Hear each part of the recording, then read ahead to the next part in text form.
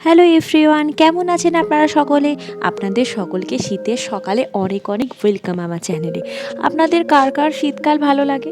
জানেন এখন সকাল 6টা মতো বাজে। কোনো রকমে ঘুমটা ছাড়ানোর জন্য একটু চা বসিয়ে দিয়েছি। এত সকাল সকাল ওঠার কারণ আজ আমার টিউশন আছে। চাটা খেয়ে একটু ব্রেড টোস্ট খেয়ে আমি বাচ্চাদের পড়াতে যাব। আজকে ক্লাস 8-এর ম্যাথ এক্সাম আছে, তাই ছেলেগুলোকে ডেকেছি 6টা থেকে 9টা ওদের টিউশন দেবো। চলুন একটু চাটা খেয়ে নিয়ে ঘুমটা ছাড়াই। শীতকাল তো ভালো লাগে যতক্ষণ আপনি লেপ ঢাকা দিয়ে শুয়ে আছেন। যেমনি সকাল সকাল ঘুম থেকে উঠতে হয় তখন খুব কষ্ট লাগে জানেন। আজ ক্লাস 5 আর ক্লাস 8-এর স্টুডেন্টদেরই দেখেছি। বাতাসে সবথেকে বেশি কি গ্যাস পাওয়া যায়? নাইট্রোজেন। জোরে বলো। নাইট্রোজেন। অন্ত্রের কোথায় খাবার হজম হয়? ক্ষুদ্রান্ত। ক্ষুদ্রান্ত। কি ভারতে কোথায় কোথায় সিংহ দেখা যায়? বলো, অল্প বলো। পৌলমি বলো। গুজরাটে।